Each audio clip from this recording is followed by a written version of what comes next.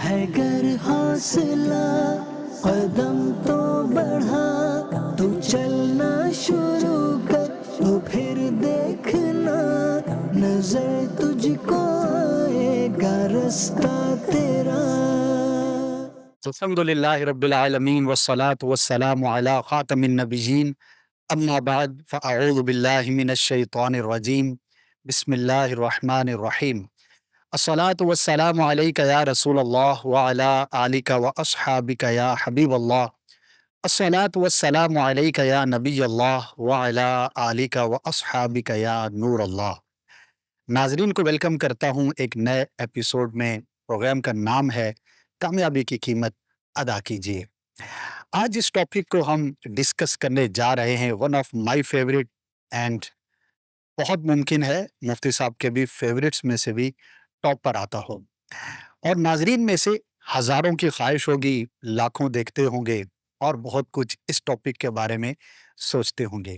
میری مراد ایک اچھے مقرر سے ہے، ایک اچھا سپیچ کرنے والا، بگ اسپیکر، پاپولر اسپیکر۔ جب بھی کسی بہت بڑے اسپیکر کو، بیان کرنے والے کو ہم دیکھتے ہیں تو فیسینیٹ ہوتے ہیں، دل چاہتا ہے کہ میں بھی ایسا بنوں۔ کئی لوگ خوابوں میں سوچتے ہوں گے، خیالوں میں تصور کرتے ہوں گے کہ میں بھی فلاں مقرر کی طرح بن جاؤں، جب میں بیان کروں تو ایسا امپیکٹ کریٹ ہو جیسا کہ فلاں کا ہوتا ہے۔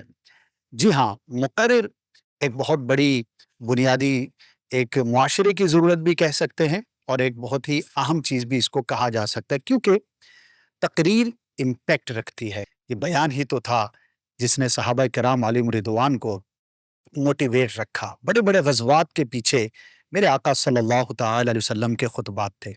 خطبہ حجۃ الوداع خود ایک بہت بڑا خطبہ ہے، اسپیچ کہہ سکتے ہیں۔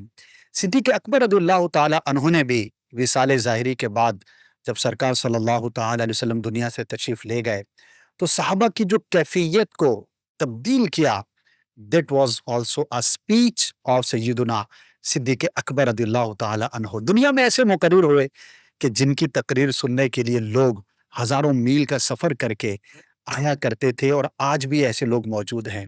جی ہاں، دنیا میں ایسے بھی مقررین موجود ہیں کہ 1 گھنٹے کے بیان کے 10 لاکھ، 20 لاکھ اور کچھ اس سے بھی زیادہ چارج کرتے ہیں۔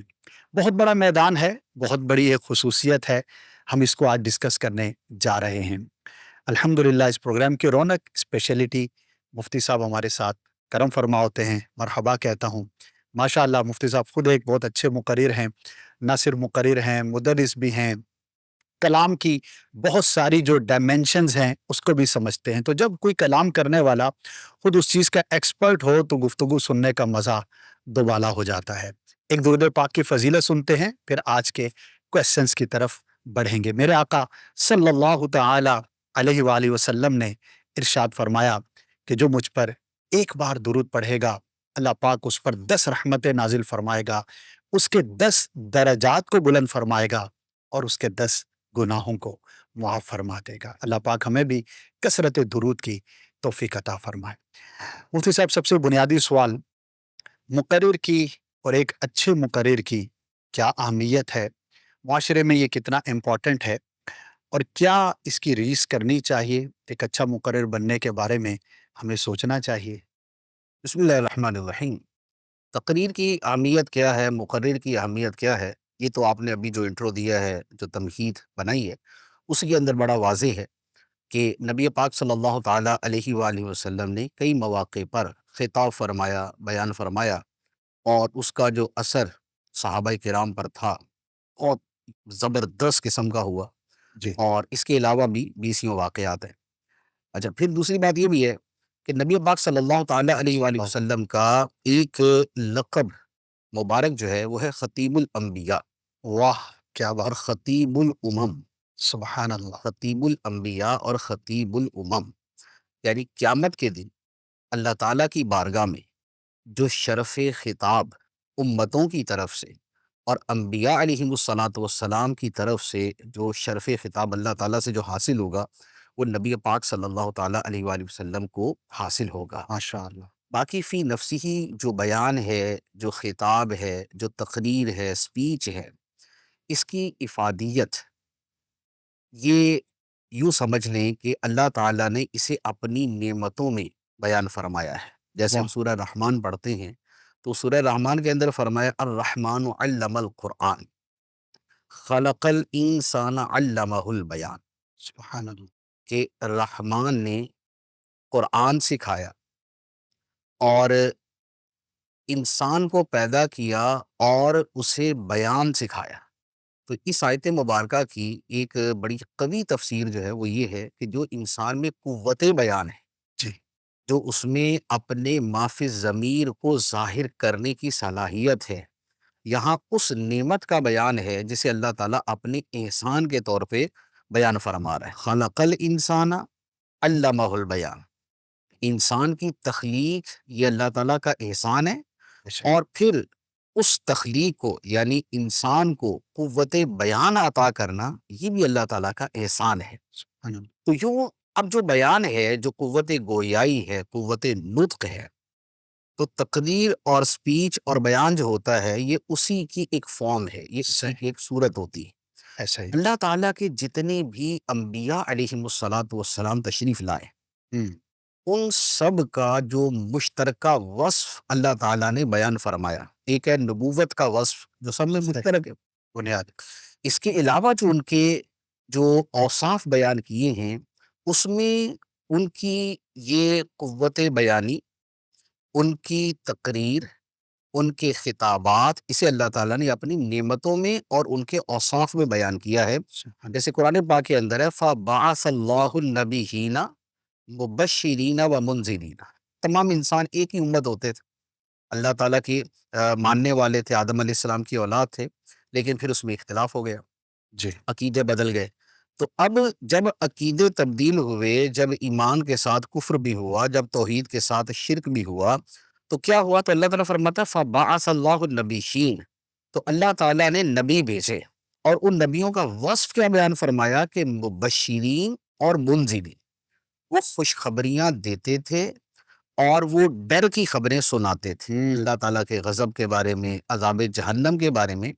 تو یہ جو انبیاء علیہم الصلاۃ والسلام کا جو مشترکہ وصف ہے، شان تبشیر اور شان انذار، یہ بنیادی طور پہ کیا ہے؟ یہ ان کی تقریریں ہیں، سبحان یہ اللہ. ان کے خطابات ہیں، سبحان یہ ان کے مواعظ ہیں، یہ ان کی نصیحتیں ہیں، یہ ان کا قوم کے سامنے بیان کرنا ہے. تو یہ انبیاء علیہم الصلاۃ والسلام کے وصف کے اندر یہ بات شامل ہے. اور اسی لیے نبی پاک صلی اللہ تعالیٰ علیہ وآلہ وسلم کے اوصاف کریمہ میں بھی یہ وصف شامل ہیں، مبشرم و نذیرہ، واہ. خوشخبری دینے والے اور ڈر سنانے والے. تو اسے پتہ چل جاتا ہے کہ تقریر اور بیان جو ہے یہ کیا اہمیت رکھتا ہے.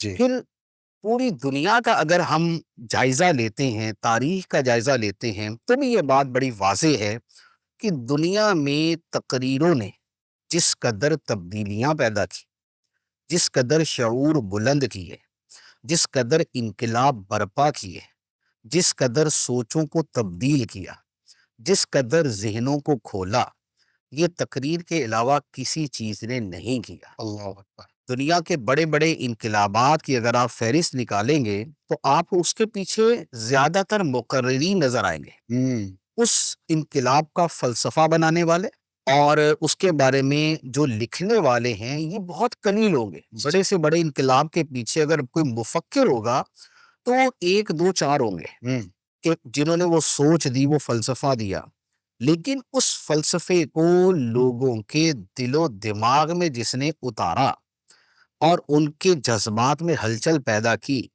ان کو موٹیویٹ کیا، انہیں اس کاز کے لیے تیار کیا، یہ سارے کا سارا کام مقررین نے کیا. ایسا ہی. ابھی بھی اس وقت اب تو خیر وہ تقریریں موجود بھی ہیں. جیسے دنیا میں جو کالے رنگ والے لوگ ہیں، ان کے حقوق دین اسلام کے علاوہ ہمیشہ پست رہے. ہم، اسلام نے تو پہلے دن سے فرما دیا کہ گورے کو کالے پر کوئی فضیلت حاصل نہیں، نبی پاک صلی اللہ تعالیٰ علیہ وسلم نے بیان فرمایا. بے شک. لیکن اسلام کے علاوہ پوری تاریخ کے اندر ہمیشہ یہی ہوتا رہا کہ کالے رنگ والوں کو ان کو جو ہے وہ دبایا گیا، ان کو پیسا گیا، ان کو جو ہے وہ نیچا دکھایا گیا اور انہیں گھٹیا سمجھا گیا اور جو کچھ بھی ان کے ساتھ سلوک کیا. ہم، تو اسلام نے جو اس حوالے سے جو انقلاب کی شروعات کی اور اس کے ساتھ ایک بہت بڑے پیمانے پہ انقلاب آیا، اس کے بعد جو قریب زمانے میں جو کالوں کے حقوق کے حوالے سے جو بہت یوں کہہ لے کہ بڑا ایک فرق آیا تھا، وہ بھی ایک تقریر سے آیا تھا۔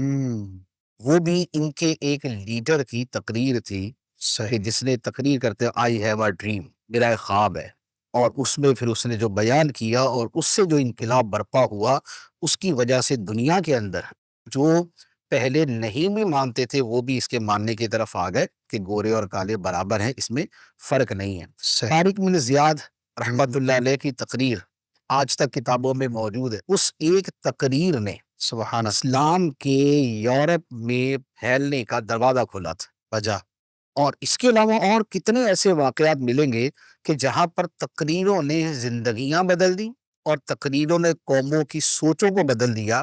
ہم قریب ترین زمانے کی اگر زندہ مثال لیں تو امیر اہل سنت کی مثال موجود ہے کہ سبحان آپ پہلے مصنف نہیں تھے، جی پہلے مقرر تھے، مبلغ تھے۔ یہ تو ہماری اصطلاح ہم بیان کہتے ہیں جی اور بیان کرنے والے کو مبلغ کہتے ہیں، لیکن جنرلی جو مترادفات ہیں، سینونیمز ہیں، اس کے اعتبار سے تو مبلغ ہے، مقرر ہے، خطیب ہے، تو وہ سب الفاظ ایک ہی طرح کے۔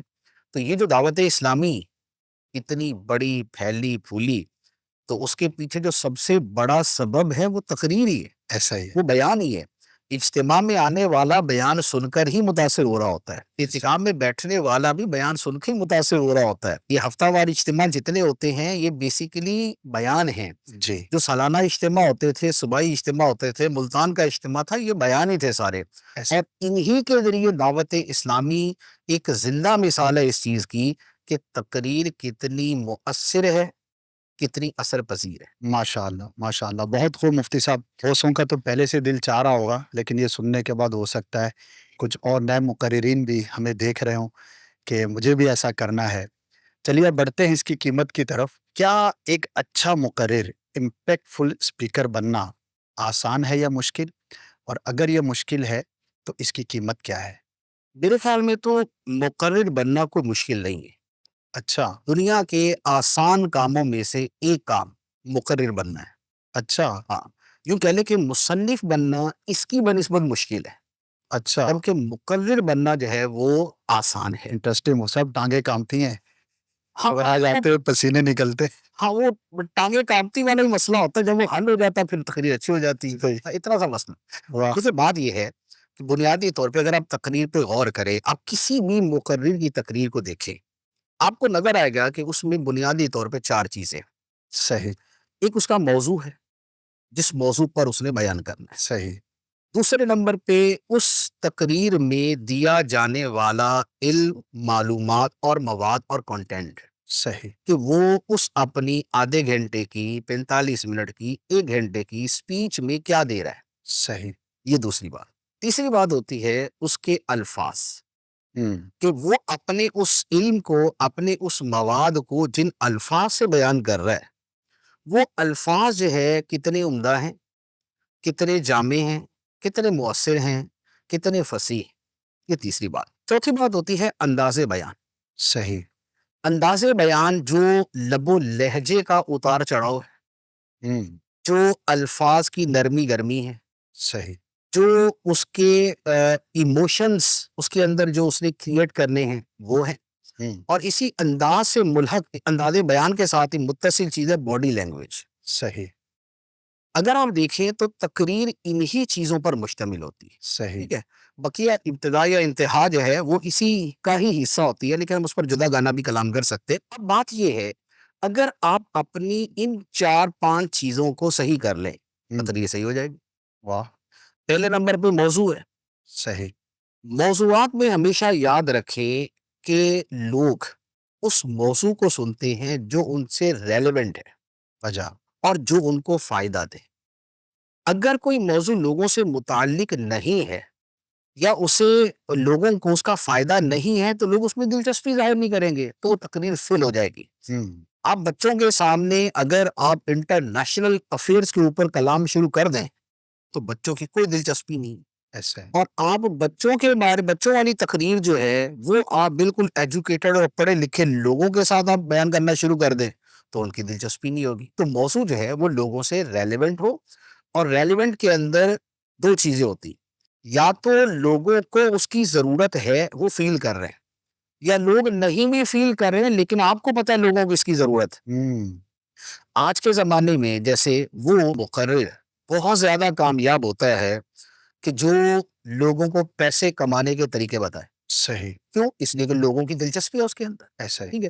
اب آپ اس کے مقابلے میں نیکیاں کمانے کے طریقے بتائیں آپ تو دلچسپی والی تعداد جو ہے نا وہ کم ہو جائے گی، ٹھیک ہے نا، پیسے کمانے والی زیادہ ہو جائے گی. لیکن اگر آپ دینی سوچ رکھنے والے اور دین پہ چلنے والوں کے سامنے پیسے کمانے کے طریقے بیان کرنا شروع کر دیں تو ان کا جو مائنڈ سیٹ ہے وہ اسے اتنا قبول نہیں کرے گا، اگرچہ ان کو ضرورت ہے، لیکن وہ یہ کہیں گے نہیں یار ہمیں یہ والے طریقے بتا کے آپ بھی اسی طرف اگر لے کے آئیں گے تو پھر ہمیں دین کی طرف کون لے کے آئے. صحیح. ٹھیک ہے. بہت پہلے نمبر پہ موضوع اور باقی موقع محل کی مناسبت سے موضوع کا ہونا تو آپ بالکل واضح سی بات ہے نا کہ آپ موت میت پہ شادی کا بیان نہیں کر سکتے، صحیح. اور شادی کے اوپر موت کے اوپر بیان کرنا مناسب نہیں لگتا. صحیح. تو لہذا پہلے نمبر پہ موضوع. دوسرے نمبر پہ ہے اس میں دیے جانے والی معلومات.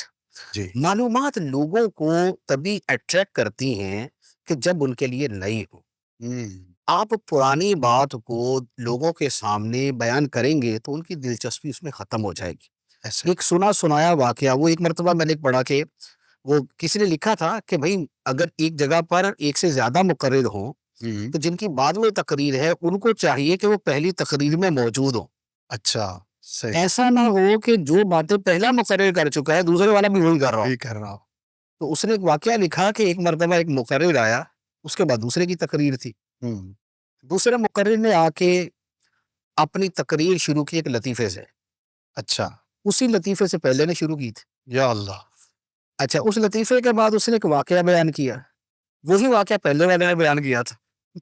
تو اب آپ نتیجہ سمجھ سکتے ہیں، وہ دوسرا مقرر اس پہ پریشان کہ یار لطیفے پہ ہنس بھی نہیں رہے، رسپانس ہی نہیں آ رہا. کوئی رسپانس نہیں دے رہے، اور کہانی سنانے کے اوپر کوئی حیرت کا بھی اظہار نہیں.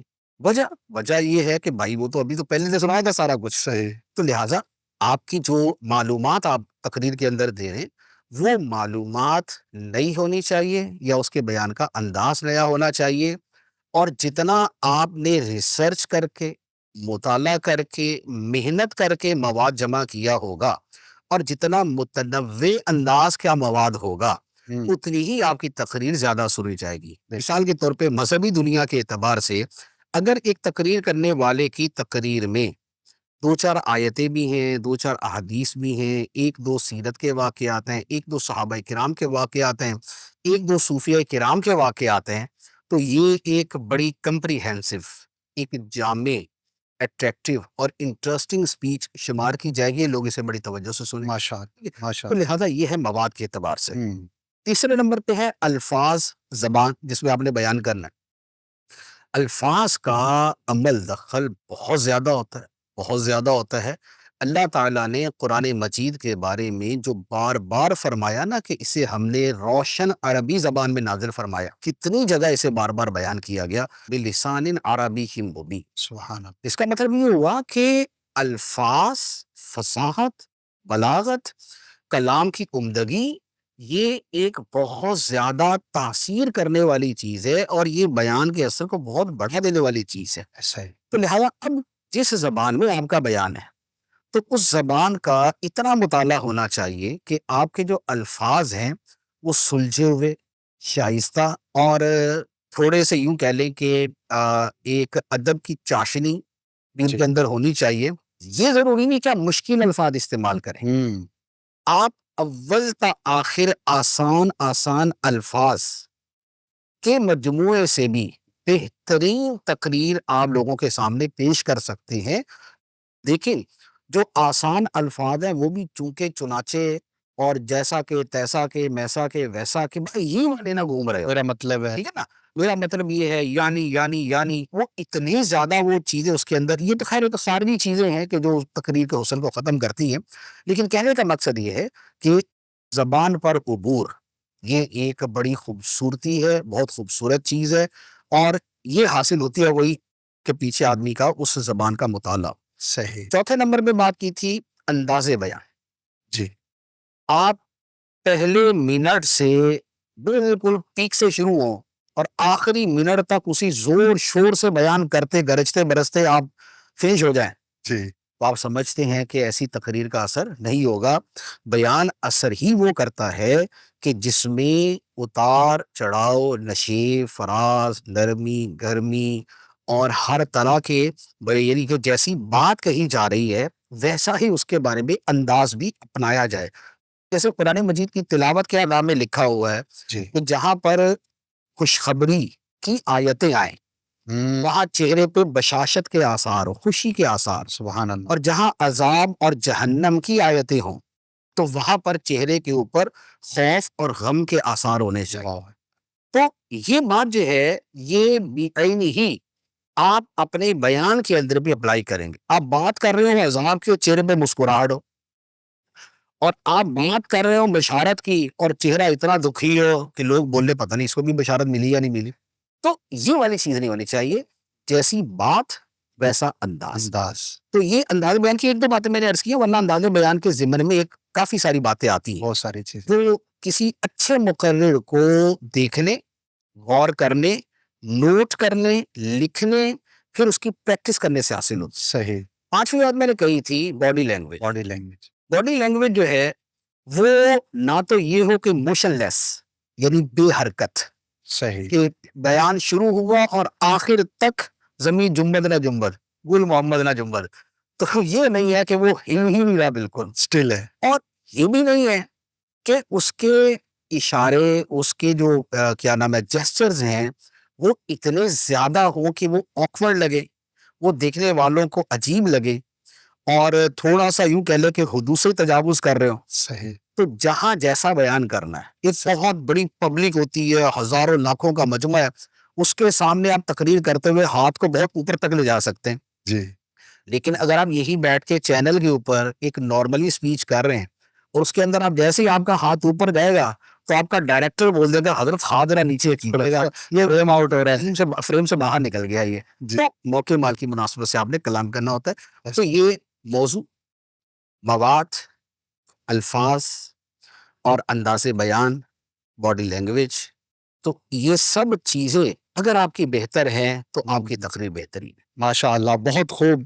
کہیے کہ سمندر کو کوزے میں بند کیا، اور اس میں سے بھی ہر چیز پر ایک الگ کلام ہے، لیکن ظاہر ہے کہ ہمارا جو فارمیٹ ہے اس کے اندر ہم نے بہت ساری اور بھی چیزوں کو کور اپ کرنا ہے. لیکن اگر آپ واقعی سنجیدہ ہیں کہ میں ایک اچھا بیان کرنے والا بننا چاہتا ہوں تو بنیاد یہی 4-5 چیزیں ہیں. اب اس میں ہر چیز کے اندر آپ ایکسپرٹیز جو ہے وہ جتنی زیادہ حاصل کریں گے اتنا آپ اپنے آپ کو ریفائن کرتے چلے جائیں گے، اور اتنا ہی آپ اپنی تقریر کو مزید بہتر بھی بنا سکتے ہیں. مفتی صاحب، ترتیب میں تو سوال کچھ اور تھا، لیکن آپ کے گفتگو کے دوران ایک توجہ گئی میری. ایک بڑا پرابلم یہ ہوتا ہے کہ جب ہم کسی مشہور مقرر کو دیکھتے ہیں جو ہمیں پسند ہے تو ایک تعداد اس کو کاپی کرنے لگ جاتی ہے، ایون کہ اس کے انداز کو، ایون کہ اس کے ڈائلاگس کو.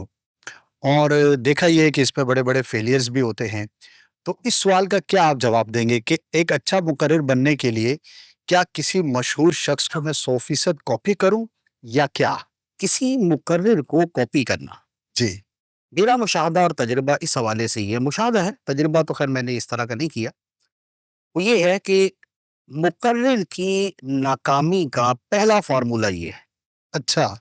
یعنی جیسے کامیابی کے بہت سے اصول ہوتے ہیں نا، ہوں. اسی طرح ناکامی کے بھی تو کچھ وجوہات یا حرکتیں ہوتی ہیں. وجہ. تو ناکامی کی وجوہات میں ایک بڑی وجہ مقرر کے اعتبار سے وہ ہے کسی کو اس کے انداز بیان میں کاپی کرنا. اچھا. مواد میں اور دیگر چیزوں میں جنرلی اس کو کاپی کیا جائے. صحیح. وہ بیسیکلی اس کو کاپی نہیں کیا، وہ اپنے اصول اور رول کو فالو کیا. صحیح. تقریر میں اتار چڑھاؤ ہونا چاہیے تو یہ اصول کو فالو کیا، یہ بندے کو فالو نہیں کیا. لیکن اگر اس کے خاص انداز بیان کو فالو کیا تو یہ سمجھنے کی سیدھی ناکامی کی مہر ہے. یہ اس میں بندے کی جو اپنی صلاحیت ہے وہ ختم ہو جاتی اور وہ دب جاتی ہے. نمبر صحیح. نمبر 2، جس کی وہ کاپی کر رہا ہوتا ہے یہ وہ بن نہیں پاتا، صحیح، کیونکہ جس کی کاپی کی ہے وہ جدا شخص ہے، یہ جدا شخص ہے. ایسا ہی ہے. لہذا تقریر میں، بیان میں ہمیشہ اپنے انداز سے بیان کرنا چاہیے، صحیح. کسی کی کاپی نہیں کرنی چاہیے. اگر آپ میرے بیانات کو دیکھیں جی.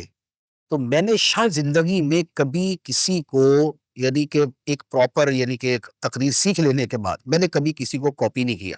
صحیح. ہمیشہ دار و مدار جو میرے ذہن میں ہوتا ہے وہ یہ ہوتا ہے کہ بھئی میرا جو مواد ہے، جو میں سبق دینا چاہتا ہوں، جو میں معلومات دینا چاہتا ہوں، میں اسے مؤثر انداز میں لوگوں تک پہنچا دوں اپنے طریقے پہ، اپنے طریقے. نیچرل. اس میں جتنا نیچرل ہوگا اتنا زیادہ وہ قابل قبول ہوگا. صحیح. جتنی کاپی آپ کریں گے اتنا لوگوں کی رغبت جو ہے اس تقریر کے اندر کم ہو جائے. کم ہو جائے. کاپی نہیں کرنی چاہیے. ماشاءاللہ، بہت بنیادی بات ہے، اور یہ اس لیے میں نے کوشچن کیا کہ یہ ایک مسٹیک ہے، بہت سارے لوگ کرتے ہیں. اگر آپ بھی تقریر کی دنیا میں قدم رکھ چکے یا رکھ رہے ہیں تو اس بات کا آپ نے خیال رکھنا ہے. مفتی صاحب، بہت خوب آپ نے 4-5 چیزیں بنیادی بیان فرمائی. تھوڑا سا میں چاہوں گا کہ ایک جو نیا مقرر ہوتا ہے اس کو کچھ چیلنجز ہوتے ہیں، اور شاید انہی 3-4 چیلنجز کی وجہ سے لوگ آگے نہیں بڑھ پاتے، تھوڑا آگے جاتے ہیں پھر گھبرا کر پیچھے آ جاتے ہیں. ان کا کچھ سلوشن بھی عطا فرما دے. نمبر 1، فیئر ہوتا ہے پبلک اسپیکنگ کا. باقاعدہ اصطلاح بھی استعمال ہوتی ہے کہ پبلک کے سامنے بات کرنا، اس کا ایک اپنا فیئر ہوتا ہے. احساس کمتری ہوتی ہے، بیان کی تیاری نہیں ہو پاتی. اسی طرح جب امپیکٹ نہیں کریٹ ہو رہا ہوتا تو ہم ایک خاص قسم کے ذہنی کیفیت کے اندر چلے جاتے ہیں. تو یہ 3-4 چیزیں جو بنیادی طور پر ہیں، ان کو اوور کم کیسے کیا جائے؟ اور شاید بنیادی طور پر جو ہڈلز ہیں، مواد بھی ہے، الفاظ بھی ہیں، قابلیت بھی ہے، میں کرنا بھی چاہتا ہوں، جذبہ بھی ہے، لیکن یہ جو 2-3 فیکٹرز ہیں اس کو کیسے اوور کم کیا جائے؟ بات یہ ہے کہ کچھ ہاتھ نہیں آتا بے آہ سحرگاہی. اچھا. خلاصہ یہ کہ بغیر محنت کے کوئی چیز ہاتھ نہیں آتی. آپ کو صحیح. ہر شے کے لیے محنت کرنی پڑتی ہے، خواہ وہ تھوڑی ہو یا زیادہ ہو. صحیح. اب دیکھیں، آپ نے جو ایک مقرر کی رکاوٹیں بیان کی ہیں کہ جس کی وجہ سے وہ تقریر کرنے سے ڈرتا ہے، بچتا ہے، جی. اس کے پیچھے پہلی بات آپ نے کہی کہ جو اس میں ترتیب کے اعتبار سے پہلی بنتی ہے وہ ہے اس کی تیاری. صحیح. اب اگر کوئی مقرر تیاری نہیں کرے گا ہم تو اس کے دل میں یہ خوف رہے گا ہی رہے گا کہ میں جس موضوع پر بیان کروں گا میں اس کا حق ادا کر سکوں گا یا نہیں. صحیح، بھلے کتنا ہی پرانا کیوں نہ ہو. کبھی ہوتا ہے کہ بغیر تیاری کے زیادہ اچھی تقریر ہو جاتی ہے، صحیح. لیکن وہ کبھی کبھاری ہوتا ہے. صحیح. یہ نہیں ہو سکتا کہ آپ ہر مرتبہ یہ بولیں کہ میں بغیر تیاری کے بیٹھ جاؤں گا اور پیچھے جو علم کا دریا بہہ رہا ہے تو اس کے اندر میں عوام کو بہا دوں گا. ایسا نہیں ہوتا. پہلی بات یہ ہے کہ تیاری کو باقاعدہ ایک، یوں کہہ لیں کہ اخلاقی فریضہ سمجھ کے کریں. صحیح. کہ جو لوگ اپنے 40 منٹ، 50 منٹ، 1 گھنٹہ مجھے دے رہے ہیں، اور یہ 100 ہیں، 200 ہیں، 500، 1000 ہے، یہ 5000 گھنٹے لوگوں کے جو ہے یہ میرے پاس امانت ہیں کہ اب میں ان کو ان کی امانت صحیح طریقے سے ادا کروں. ماشاءاللہ. لہذا تیاری ضرور ہونی چاہیے، پہلی بات. بس. دوسری بات ہے کہ جو عوام کے سامنے کھڑے ہونے کا ڈر ہوتا ہے، جی. یہ ڈر دنیا کے ان ڈروں میں سے ہے، جی. ٹھیک ہے، یہ فیئر ان فیئرز میں سے ہے جو سب سے جلدی ختم ہوتا ہے. اچھا. آپ یہ اندازہ لگا لیں. واہ، ٹویسٹ کیا آپ نے مفتی صاحب، میں ایکسپیکٹ نہیں کر رہا تھا. ورنہ کیا ہوتا ہے، دیکھیں بہت سے ڈر یہ ہوتے ہیں نا کہ وہ اتنی جلدی ختم نہیں ہوتے. اچھا. ایک آدمی کو اندھیرے سے ڈر لگتا ہے ہم تو وہ اندھیرے کا ڈر اتنی جلدی نہیں جاتا، اس کو وقت لگتا ہے. صحیح. اس طرح کے اور ہزاروں قسم کے ڈر، فوبیا یہ ہوتے ہیں، ان کو وقت لگتا ہے. یہ جو تقریر کا ڈر ہے نا، لوگوں کے سامنے کھڑے ہونے کا، ہم یہ ڈر ایسا ہے کہ میرا نہیں خیال کہ یہ انسان کی چوتھی تقریر میں باقی رہے. اچھا، ویری گڈ. اگر ایک تقریر میں اسے ڈر ہوا، اس نے تیاری پوری کی تھی، صحیح. پہلی مرتبہ میں تیاری اچھی کر کے بس وہ الفاظ منہ سے نکال دے، ڈلیور کر دے. عوام پہ اثر پڑا نہیں پڑا، روئے یا ہنسے، انہوں نے کیا کیا اس کو ذہن سے نکال دے. صحیح. ٹھیک ہے، 1 مرتبہ، 2 مرتبہ، 3 مرتبہ، تیسری مرتبہ کے بعد اس کے دل سے خوف نکل چکا ہوگا. واہ. تو یہ کوئی آدمی بھی اس کا تجربہ کر لے. ہاں یہ ہے کہ یہ جو تجربہ ہے یہ نہیں ہے کہ 3 سالوں میں کرنا ہے, صحیح. 1 سال کیا پھر اگلے سال پھر اگلے سال, نہیں, یہ 5 7 8 10 دن کے اندر اندر کریں, مسلسل. کیونکہ یہ مسلسل کرنے سے خوف نکلتا ہے. تو لہذا جہاں تک خوف کا تعلق ہے وہ تو 3 4 5 تقریروں میں نکل جاتا ہے, یعنی تیسری تقریر کے بعد وہ والے خوف کا لیول جو ہے نا 70% تک تو ختم ہو چکا ہوتا ہے. باقی اس کے بعد وہ کرتا رہتا ہے تو اس کے بعد کہاں سے کہاں پہنچ جاتا ہے. اس کے تو ایسے ایسے خوبصورت دلچسپ واقعات ہیں تو, لیکن وہ اگر آپ ڈیٹیل ہو جائے گی اس کی. اچھا, تیسری بات جو ہے وہ ہے کہ عوام کے سامنے گئے اور عوام کی طرف سے کوئی رسپانس نہیں. جی. تو بات یہ ہے کہ جیسے بیٹسمین ہوتا ہے نا, جی. ہر بال پہ چھکا نہیں مارتا, ایسا ہی. اور ہر میچ میں سینچری نہیں بناتا, اور بالر جو ہوتا ہے وہ ہر گیند پہ آؤٹ نہیں کرتا, ایسا اور ہر اوور کے اندر بھی آؤٹ نہیں کرتا. یہی معاملہ تقریر کا بھی ہوتا ہے. اچھا. انسان کی ہر تقریر بالکل جو ہے وہ مارٹن لوتھر کنگ ہی بن جائے, ایسا نہیں ہوتا. کبھی بہت اچھی ہوتی ہے, کبھی درمیانی رہ جاتی ہے. تو لہذا اس کو اپنے سر پہ سوارنا, ریئلٹی کو ایکسپٹ کریں آپ, یعنی Reality ہے. اوور نہ ہو جائیں. انسان پوری زندگی صحت مند تو نہیں رہتا, بیمار بھی ہو جاتا ہے. سارا کچھ کرنے کرانے, ہر گرمی سردی سے بچنے اور ہر اچھا کھانا کھانے اور سارا کچھ کرنے کے باوجود بھی بیمار بھی ہوتا ہے, فوت بھی ہوتا ہے. صحیح.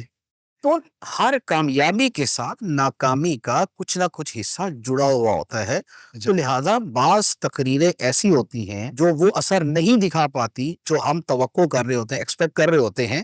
ہاں, اس میں یہ غور کر لے کہ اگر بیان اثر انداز نہیں ہوا تو اس میں پبلک کی طرف سے پرابلم ہے یا میری طرف سے پرابلم. صحیح. بعض اوقات اپنی طرف سے پرابلم کہ تیاری صحیح نہیں کی, یا جیسا موقع مال تھا ویسی تیاری نہیں کی, کسی اور موضوع کے اوپر بیان کر دیا.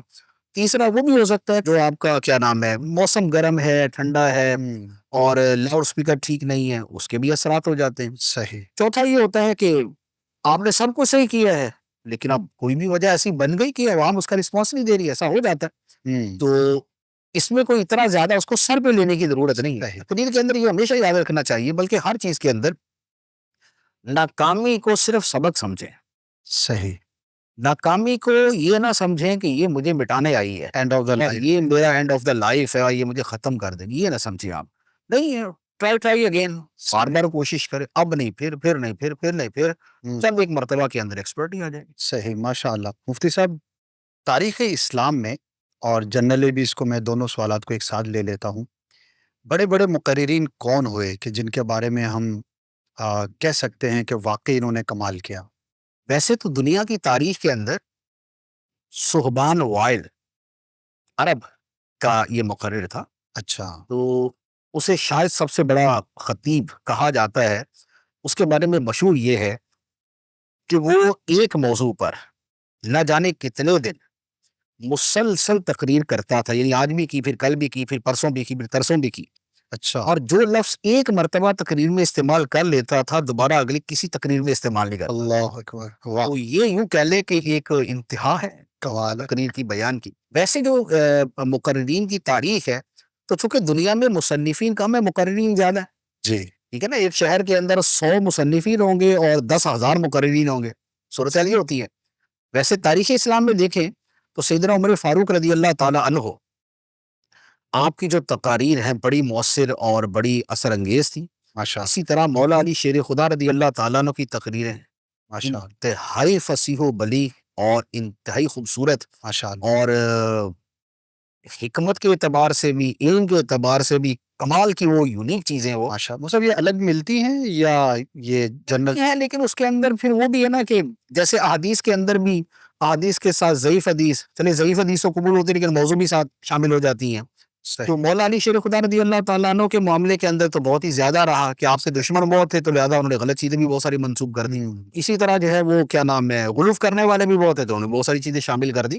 تو یوں کہنا کہ بہت مستند کسی ایک ہی مجموعے کی بات کرو تو یہ مشکل ہے, کمی بیشی ہے. صحیح.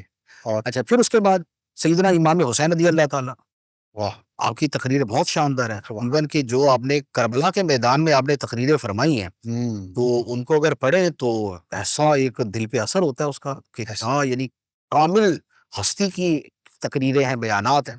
اچھا, اسی طرح سرکار غوث پاک رضی اللہ تعالیٰ, آپ کے بیانات جو ہے, آپ کی تقریریں اور اس کی تاثیر اور لوگوں کا بالکل جو ہے نا اس کا اثر لینا تو مشہور ہے تاریخ کے اندر. سبحان اللہ. امام غزالی رحمۃ اللہ علیہ کی بھی تقریریں مشہور ہیں. اچھا. علامہ جوزی علیہ رحمہ بھی انتہائی اعلیٰ درجے کے مقرر تھے. وہ آپ کو تقریر کے فن میں اتنا ہی کمال تھا جتنا تصنیف اور حدیث کے فن کے اندر تھا. سبحان اللہ. اچھا اسی طرح جو ہے امام فخر الدین رازی رحمۃ اللہ علیہ یہ بہت بڑے مقرر تھے. ماشاء اللہ. یعنی آپ کی تقریریں بھی اسی طرح بادشاہوں کے سامنے اور بہت بڑی عوام کے سامنے ہوتی تھی. علامہ سیوطی رحمۃ اللہ علیہ بھی بہت بڑے مقرر تھے. اچھا. واہ. اور پھر ہمارا جو قریب زمانہ گزرا ہے نا یہ تو یوں کہہ لیں کہ کچھ عرصے سے تو شاید تقریروں کا شعبہ ذرا زیادہ گزر گیا ہے. اور اس میں بڑے بڑے اچھے مقرر محدث اعظم ہند سید محمد محدث کوچوچوی رحمۃ اللہ علیہ، تو ان کی تقریر کے جو الفاظ میں نے ان کی تقریر کے الفاظ پڑھے، جو اسکرپٹ پڑھا اس کا بڑا ایمان افروز، بڑا شاندار ہے. ماشاء اللہ. اور محدث اعظم پاکستان رحمۃ اللہ علیہ سید احمد سعید کاظمی شاہ صاحب رحمۃ اللہ علیہ کی تقریر کا جو ہے وہ علم، حکمت اور باریکیوں پر مشتمل ہونا یہ بڑا معروف ہے. سبحان. کیوں جو ہے اس طرح ماشاءاللہ مقررین کی بہت بڑی تعداد ہے. اور ابھی جیسے شروع میں نے کہا امیر علیہ سنت ان کی تقریر کے اثرات اور یہ جو ملتان اجتماع کی آخری بیان ہوتا تھا جی. تو اس کو سننے والے اور سننے والوں کی کیفیت اللہ اکبر. اور ان کے اندر جو تبدیلی آتی تھی واہ. تو وہ آپ دیکھ لیں. شاید اس موضوع پہ جدا گانا تو ابھی ہمارے یہاں کام ہوا بھی نہیں ہے کہ آپ کے بیانات سے جو تبدیلیاں لوگوں میں آئیں، یعنی کہ جیسے وہ بہارے وغیرہ تو جمع ہے لیکن جسے کہتے ہیں نا کہ ایک موضوع کو ریسرچ ورک کے طور پہ لے کے اس کے اوپر بیان کیا جائے.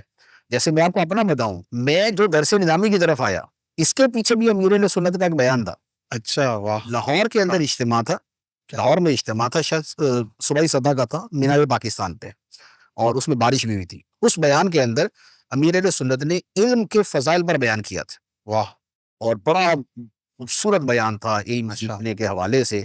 تو وہ بیان سن کے جو ہے وہ میرا ذہن بنا تھا کہ یار مجھے نا عالم بننا ہے. کیا بات ہے. کیا بات. اس طرح کے پتہ نہیں آپ کو کتنے مل جائیں گے جن کی زندگیوں کی تبدیلیاں سب جو ہے نا وہ مرہون منت امیر علیہ سنت کے بیانات کے ہیں. بے شک. تو اچھا اس میں یہاں پر ایک اور بات میں واضح کروں. جی. دیکھیے بیان کو بعض لوگ کیا کہتے ہیں کہ اس کی ایک اپنی انہوں نے نا وہ بنائی ہوتی ہے چیک لسٹ.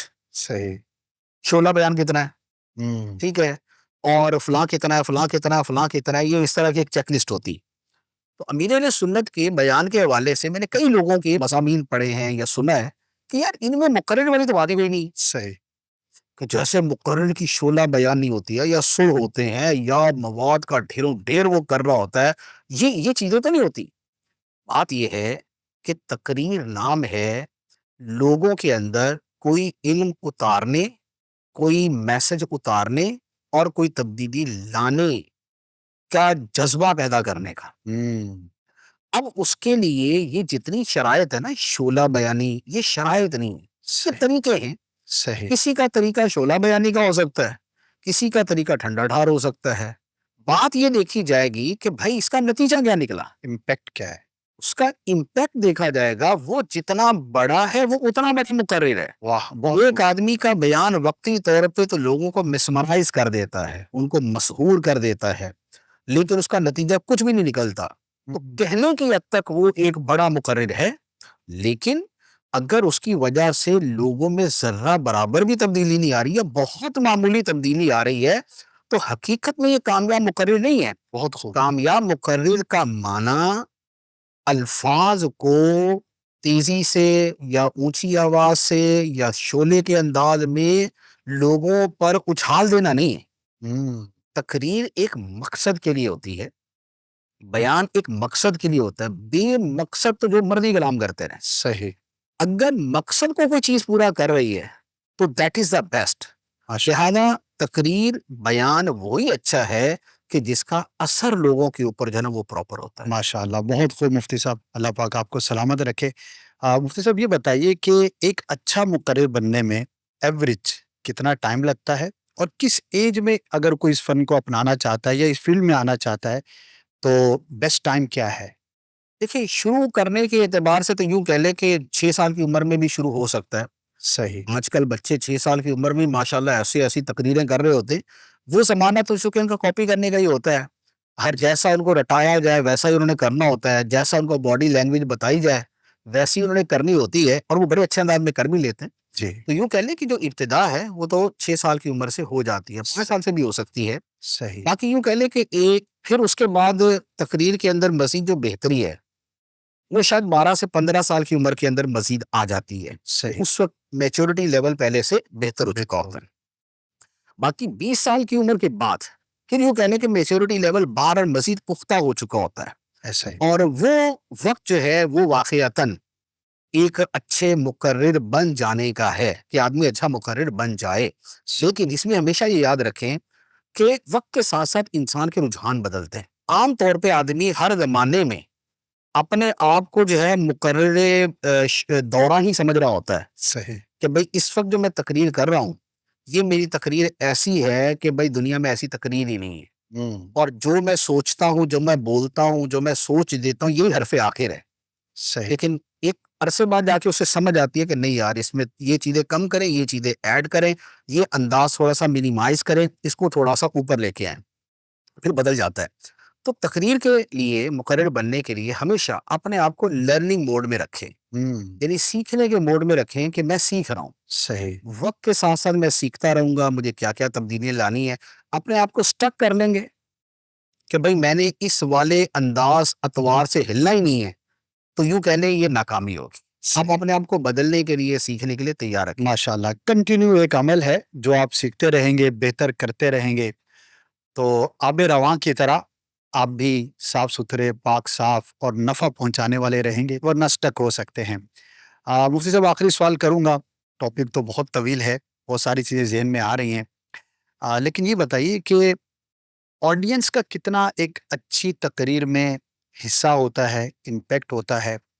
اور آپ نے دنیا بھر میں ٹریول کیا، ماشاءاللہ ہزاروں کی تعداد میں تقریر کی، بیان کیا، جو بھی کہیں، پڑھایا بھی، تدریس بھی فرمائی، لیکن کہاں کی آڈینس آپ کو سب سے زیادہ مزیدار لگی؟ اچھا، وہ پچھلے سوال کے بھی ایک جز کا میں جواب دے دوں کیونکہ اس کی ضرورت بہت زیادہ ہوتی ہے. جی جی کتنے عرصے میں آدمی مقرر بن سکتا ہے، جی. کتنی عمر میں اور کتنے عرصے میں؟ تو دیکھیے اس کے لیے نا 6 مہینے سے لے کے 600 سال کا ڈیوریشن ہے. اچھا، یہ تو ہمارے استاد صاحب والی بات کر دی کہ ہم پوچھتے تھے امپورٹنٹ کوشچن، فرماتے صفحہ نمبر 1 سے 100 تک. 6 مہینے جو ہے یہ اپنی تقریر کی تقریباً ہر چیز کو سیٹ کرنے کے لیے کافی ہوتا ہے. صحیح. اور 600 سال کا مطلب یہ ہے کہ کبھی بھی، اللہ اکبر. مراد یہ ہے کہ اگر تو آپ 6 مہینے بھرپور محنت کریں گے اور تقریر کے جو بھی مالہ ما علیہ ہیں، جو بھی ان آؤٹ ہیں، جو اس کے جو بھی انداز اور طریقے، ان پہ بھرپور توجہ دیں گے، سیکھیں گے، مشق کریں گے، ان کو اپنی غلطیوں کی اصلاح کریں گے تو 6 مہینے میں آپ ماشاء اچھے مقرر بنیادی طور پہ بن جائیں گے.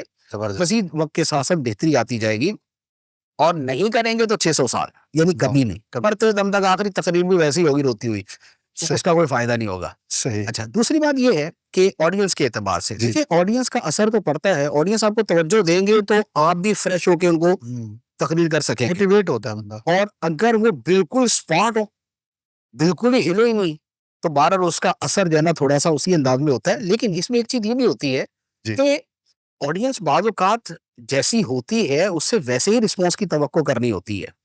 اب ہم جب کسی بہت ہی عوامی قسم کی اس میں جاتے ہیں، جی. وہاں ہم نارمل بھی بیان کرتے ہیں تو وہ نعرہ لگا دیتے ہیں. ایسا ہی ہے. ٹھیک ہے. اور آپ بالکل ہی کسی جو ہے انٹرنیشنل فورم کے اوپر بیان کر رہے ہیں اور آپ اس سے 10 گنا زیادہ اچھی بات کر کے توقع رکھیں کہ نعرہ لگائیں، صحیح. نعرہ نہیں لگائیں گے. تو جیسی آڈینس ہے آپ ویسی ان سے توقع رکھیں گے. بعض اوقات آڈینس کا چپ رہنا اس بات کی دلیل ہے کہ آپ کی تقریر بہت اچھی ہے، واہ، بہت خوب. اور بعض اوقات ان کا ہلتے رہنا اس بات کی دلیل ہے کہ آپ کی تقریر بہت اچھی ہے. صحیح. تو عوام کو سامنے رکھتے ہوئے صحیح. باقی میرے اپنے اجتماع کے اعتبار سے یہ ہے کہ دعوت اسلامی کے جو ہفتہ وار اجتماع ہوتے ہیں نا، یہ اکثر و بیشتر میرے لیے بہترین آڈینس ہوتی ہے. ماشاءاللہ. یعنی کہ عوامی دیگر جگہوں پہ جلسوں میں یا محفلوں میں بیان کی بنسبت جو اجتماع کی آڈینس ہے نا وہ مجھے یعنی کہ زیادہ وہ ایکسیپٹیبل ہوتی ہے. ماشاءاللہ. تو یہ ہوتا ہے کہ یار یہ کریں گی بھی، صحیح. عمل بھی کریں گے، اس پر عمل کے لیے آئیں. دوسرا یہ ہوتا ہے کہ اجتماع ہمارا ہوتا ہے اس طرح ہے کہ اسٹیج کے اوپر مقرر کے علاوہ کوئی نہیں ہوتا، مبلغ کے علاوہ کوئی نہیں ہوتا. ایسا ہی ہے. باقی جگہوں پہ یا تو ابھی دوران تقریر کو صاحب آ رہے ہیں تو مسئلہ ہو گیا، یا اسٹیج پہ بیٹھے ہلے جا رہے لوگ، صحیح. تو ان کی وجہ سے عوام جو ہے نا وہ توجہ بڑھ رہی ہے. عوام کی توجہ بڑھی تو ہماری توجہ بڑھ جائے گی. تو ہمارا اجتماع کا جو انداز ہے نا مجھے انتہائی پسند ہے. مبلغ کے علاوہ کوئی بندہ ہی نہیں ہونا چاہیے وہاں پر، سارے اسی مبلغ کو دیکھیں، اس کی بات سنیں اور بس. ماشاءاللہ ماشاءاللہ، بہت خوب. اللہ پاک مفتی صاحب کو سلامت رکھے. کوشش کی میں نے کہ جتنے زیادہ سوالات جو ہے وہ شامل سلسلہ کیے جائیں، لیکن ہمارا جو طے شدہ وقت تھا اس سے چند منٹ اوپر ہی ہو گئے. چلیے کبھی پھر موقع ہوا تو انشاءاللہ اس ٹاپک کو ہو سکتا ہے ہم ان ڈیٹیل مزید کر پائیں. لیکن میں سمجھتا ہوں کہ جو بنیادی چیزیں ہیں آلموسٹ وہ کور ہو چکی. اچھی نیت کے ساتھ، اچھے مواد کے ساتھ اگر آپ بیان کریں گے تو آپ کے لیے نیکیاں کمانے کا ایک بہت بڑا ذریعہ ہو سکتا ہے. اللہ پاک ہم سب کو ہمیشہ انفرادی ہو یا اجتماعی ہو اچھی گفتگو کرنے کی توفیق عطا فرمائے. آمین بجاہ النبی الامین صلی اللہ تعالی علیہ وسلم.